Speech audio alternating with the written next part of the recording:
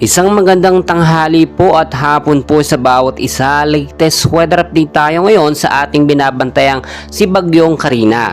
Pero bago natin yan ipagpatuloy mga kaibigan ko, pakiusap, palike and subscribe po and pahit ng notification bell para ma-updated po kayo sa ating lagay po ng panahon. So mga kaibigan, patuloy pa rin po nating minomonitor at binabantayan.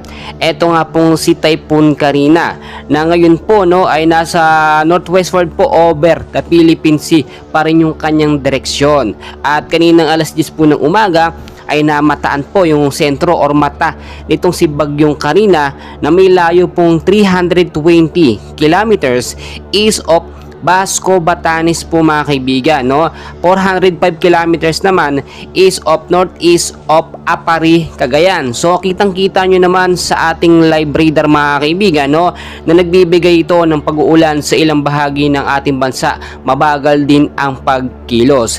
Ang hangin po niya ngayon ay pumalo na po sa 140 kilometers per hour, malapit pa rin po sa sentro, at yung bugso po niya ay mas lumakas pa sa 170 kilometers, at ito pong pagkilos naman niya pa northwestward sa bilis po na 15 kilometers per hour. So hindi nakakapagtaka kung bakit talagang nag-i-stay pa rin itong si Bagyong Karina dito sa ating bansa, dahil mabagal lamang yung pagkilos niya palabas po ng Philippine Area of Responsibility. At inaasahan po within the next 24 to 48 hours ay posible pa po itong lumakas.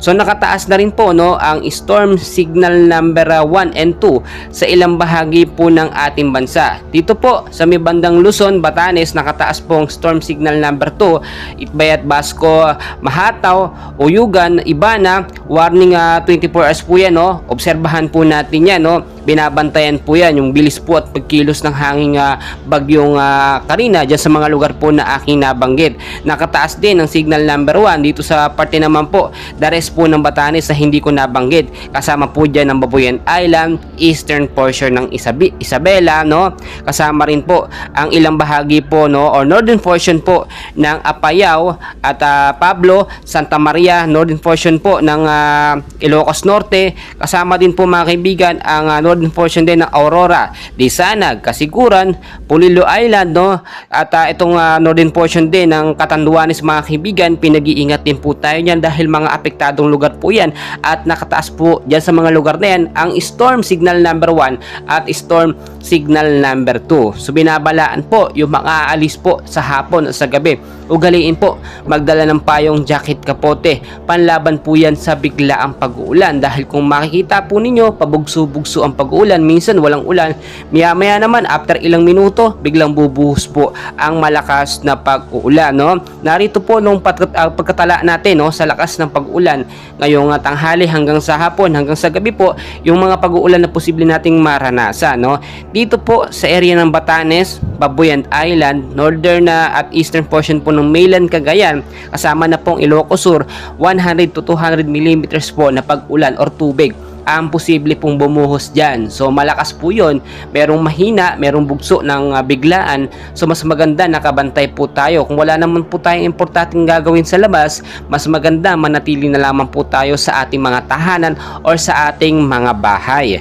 Dito naman po sa Ilocos Norte, La Union, Abra, Benguet, Apayao at eastern portion po ng Isabela at the rest po ng Cagayan, 50 to 100 millimeters na pag-ulan ang posible pong maranasan dyan. Marami kayo, malakas po yun mga kaibigan, kaya pinag-iingat din yung mga lugar na yan sa banta po ng pagbabaha, sa banta rin po ng landslide, mas maganda, pinapaalala ko, manatili na lamang po tayo sa bahay kapag mayroon pong ganitong klase ng pag-uulan, Dito naman po sa ilang bahagi ng Batanes, yung mga hindi ko nabanggit, 100 to 200 millimeters din na pag-ulan ang mararanasan dyan. Sa Babuyan Island, 50 to 100 millimeters din na pag-ulan. Inaasahan po, pagdating naman po ng Huwebes, July 25, at sa Friday po, July 26, 50 to 100 millimeters na lamang na pag-ulan, no, ang mararanasan po dito po sa may area ng Batanes. Inaasahan po mga kaibigan, no, itong week na ito ay lalabas na po ng Philippine Area of Responsibility etong si Bagyong Karina.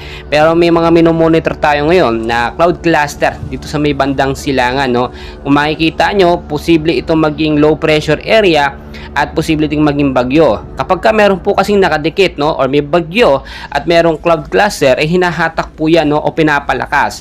Ito po kasi sa Bagyong Karina, hindi lamang po nagpapabuo ng bagyo or low pressure area, pinapalakas din po nito eto nga pong southwest monsoon or hanging habagat sa area po ng ating bansa. Kung makikita nyo, kasama din po dyan ng ilang bahagi ng Luzon ay apektado din ng localized thunderstorm na ating talagang binabantayan. Madalas po yan nagpapaulan sa tanghali, sa hapon at sa gabi. Kaya nga po pinapaalala ko, bandang hapon po maulap talaga na panahon na may pag-ulan. Sa gabi naman, mga isolated light rains to heavy rainfall po ang ating posibleng maranasan. Kaya nga po mga kaibigan, rainy season ngayon, hindi lamang po, no, posibleng 1 hanggang 3 bagyo ang pumasok sa ating bansa, no. Inaasahan by next month po, August, ay posible din pumasok ang 2 hanggang 4 na bagyo sa ating bansa. So mas maganda nakahanda po tayo dahil nga etong pagsalubong sa pasukan talagang tag-ulan po mga kaibigan.